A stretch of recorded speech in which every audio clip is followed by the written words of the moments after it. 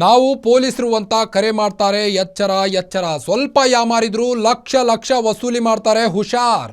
ರಾಮನಗರ ಪೊಲೀಸರು ಅಂತ ಉತ್ತರ ಕನ್ನಡ ಜಿಲ್ಲೆಯ ವ್ಯಕ್ತಿಗೆ ಕರೆ ಬಂದಿರುವಂತದ್ದು.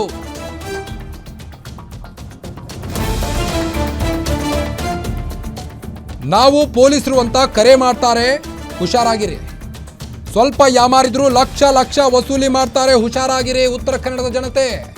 ರಾಮನಗರ ಪೊಲೀಸರು ಅಂತ ಉತ್ತರ ಕನ್ನಡ ಜಿಲ್ಲೆ ವ್ಯಕ್ತಿಗೆ ಕರೆ ಬಂದಿರುವಂತದ್ದು. ನೀನು ಹುಡುಗಿಗೆ ಫೋಟೋ ಶೇರ್ ಮಾಡ್ತಿದ್ದೀಯಾ ಅಂತ ಬೆದರಿಕೆ ಹಾಕ್ತಾರೆ ಕಾಲ್ ಮಾಡಿ. ತದನಂತರದಲ್ಲಿ ತಮ್ಮ ವರ್ಷೆ ತೋರಿಸ್ತಾರೆ. ನಾನು ರಾಮನಗರ PSI ಕೇಸ್ ದಾಖಲಾಗಿದೆ ಅಂತ ಫೋನ್ ಕರೆ ಮಾಡಿದ್ದಾರೆ. ಉತ್ತರ ಕನ್ನಡ ಜಿಲ್ಲೆಯ ಕುಮಟಾದ ಹನುಮಂತ ಮುಕ್ರಿಗೆ ಕರೆ ಬಂದಿದೆ. ಪ್ರಕರಣ ಮುಚ್ಚಾಕಲು 3 ಲಕ್ಷ ರೂಪಾಯಿ ದಂಡ ಕಟ್ಟಬೇಕು ಅಂತ ಈ ಫೇಕ್ ವ್ಯಕ್ತಿಗಳು ಕಾಲ್ ಮಾಡಿ ಬೆದರಿಕೆ ಇಟ್ಟಿದ್ದಾರೆ. ತಕ್ಷಣ ಫೋನ್ ಪೇ ಮೂಲಕ ಈ ವ್ಯಕ್ತಿ 25,000 ರೂಪಾಯಿಯನ್ನ ಕಳಿಸುವಂತೆ ಒತ್ತಡ ಹಾಕಿದ್ದಾರೆ ಆ ವ್ಯಕ್ತಿಗೆ. ಇಲ್ಲದಿದ್ದರೆ ಮನೆಗೆ ಬಂದು ಎಳೆದುಕೊಂಡು ಹೋಗ್ತೇವೆ ಅಂತ ಬೆದರಿಸಿದ್ದಾರೆ. ಪ್ರಕರಣದ ಬಗ್ಗೆ ಈಗಾಗಲೇ ಕುಮಟಾ ಪೊಲೀಸ್ ಠಾಣೆಯಲ್ಲಿ ದೂರು ಕೂಡ ದಾಖಲಾಗಿದೆ. ನೀನು ಹುಡುಗಿಗೆ ಫೋಟೋ ಶೇರ್ ಮಾಡ್ತಾ ಇದೀಯಾ, ಹೀಗಾಗಿ ನಿನ್ನ ಮೇಲೆ ಕೇಸ್ ದಾಖಲಾಗಿದೆ ಅಂತೆಲ್ಲ ಬೆದರಿಸಿ ಅವರಿಂದ ಲಕ್ಷ ಲಕ್ಷ ಹಣ ಪೀಕ್ತಾರೆ, ಹುಷಾರಾಗಿರಿ. ನಾನು ಮಾತಾಡ್ತಿರೋದು. ಹೇಳಿ ಸರ್. ಸರ್ ಏನಿದೆ, ಹನುಮಂತ ಮುರ್ಕಿ ಅವರೇ ಫೇಸ್ಬುಕ್ ಅಲ್ಲಿ ಒಂದು ಹುಡುಗಿ ಲೈಕ್ಗೋಸ್ಕರ ತಮ್ಮ ಫೋಟೋ ಶೇರ್ ಮಾಡಿದ್ರೆ ಆ ಹುಡುಗಿ ಕಮೆಂಟ್ ಸೆಕ್ಷನ್ ಅಲ್ಲಿ ಹೋಗ್ಬಿಟ್ಟು ನಿಮ್ಮ ಮೊಬೈಲ್ ನಂಬರ್ ಕಮೆಂಟ್ ಹಾಕಿದ್ರಲ್ಲ, ಅದು ನಾವು ಮಾಡ್ತಲ್ಲ, ಅದು ಹೆಚ್ಚು ಕಮ್ಮಿ ಆಗಿರ್ಬೇಕು ಸರ್. ನನಗೆ ಅದೇನು ಗೊತ್ತಿಲ್ಲ. ಈಗ ಹುಡುಗಿ ಬಂದ ಮೇಲೆ ಕಂಪ್ಲೇಂಟ್ ಕೊಟ್ಟವ್ರೆ. ಈಗ DSP ಅವರು ಬೆಂಗಳೂರು ಕೋರ್ಟ್ ಕೇಸ್ ಮೂವ್ ಮಾಡಿ 3 ಲಕ್ಷ ದಂಡ ತೊಳೆ ಅಂತಿದ್ದಾರೆ. ಏನ್ ಕೆಲಸ ಮಾಡ್ತೀಯಪ್ಪ ನೀನು? ಸರ್ ನಾವು ಕೂಲಿ ಕೆಲಸ ನಾವು ಅಂತ ಎಲ್ಲ ಮಾಡ್ಲಿಲ್ಲ ಸರ್. ಅದೇನು ಗೊತ್ತಿಲ್ಲಪ್ಪ. ಈಗ ನಮ್ DSP ಅವರು ಬೆಂಗಳೂರು ಹೈಕೋರ್ಟ್ ಕೇಸ್ ಮೂವ್ ಮಾಡಿ 3 ಲಕ್ಷ ದಂಡ ತೊಳೆ ಅಂತಿದ್ದಾರೆ. ಇವಾಗ ಏನ್ ಕೇಸ್ ಇಲ್ಲೇ ಫೋನ್ ಪೇ ಮಾಡ್ಕೊಂಡು ಬಗೆಹರಿಸ್ಕೊಂಡ್ಗೆ 25,000 ಇಲ್ಲೇ ಮನೆಗೆ ಬಂದು ಇಟ್ಕೊಂಡು ಹೋದ ಸರ್. ನಾವ್ ಅಂತ ಮಾಡ್ಲಿಲ್ಲ ಸರ್. ನಿಮ್ಗೆ ಯಾಕೆ ನಮ್ಗೆ ಬರ್ಕೊಳ್ಳಿ 8277748859 ನೇಮ್ ಬಂದ್ಬಿಟ್ಟು ಹನುಮಂತ ಮುಕ್ರಿ ಅಂತ. ಇಮಿಡಿಯೇಟ್ ಲೊಕೇಶನ್ ಕ್ಲಿಕ್ ಮಾಡಿ 25,000 ಕಟ್ಟೋದಂತೆ, 3 ಲಕ್ಷ ಕೊಡ್ತಾರಂತೆ.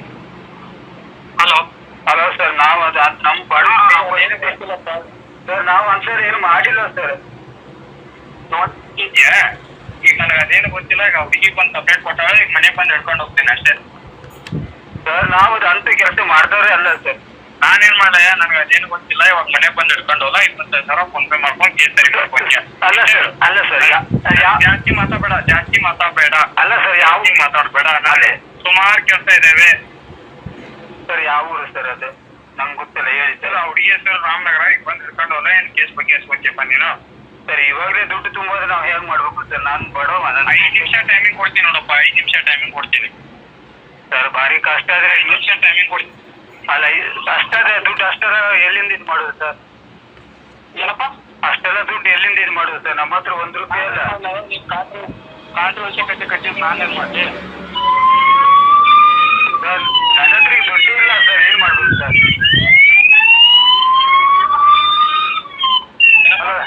ನನ್ನ ಹತ್ರ ದುಡ್ಡು ಇಲ್ಲ. ಈಗ ಬರ್ತಾ ಇದ್ದೀನಿ ನೋಡಯ್ಯ, ನಾನು ಬರ್ತಾ ಇದ್ದೀನಿ. ಹಲೋ ಹಲೋ, ರಾಮನಗರ ಪೊಲೀಸ್ ಅಂತ ಹೇಳಿ ನಮ್ಗೆ ಹೆದರಿಸಿ ಹುಡುಗಿ ಹಿಂಗ್ ಮಾಡಿದೆ ಹಾಗೆ ಮಾಡಿದೆ ಅಂತ ಹೇಳಿ ನನಗೆ ಹೆದರಿಸಿ 3 ಲಕ್ಷ ತುಂಬಿಕೊಂಡು ಇಲ್ಲದ್ರಿಗೆ ತುಂಬಿಕೊಂಡು ಹೋಗ್ತೆ, ಫೋನ್ ಪೇ ಮಾಡು, ಈಗ ಕೇಸ್ಗೆ ಮಾಡ್ತೆ, 25,000 ರೂಪಾಯಿ ಕೊಡು ಅಂತ ಹೇಳಿ ಹೆದರಿಸ್ತಾ ಇದ್ದಾರೆ ಸರ್. ನಮ್ಗೆ ಅವರು ಫೋನ್ ಮಾಡ್ತಿದ್ದಾರೆ ನಮ್ಗೆ.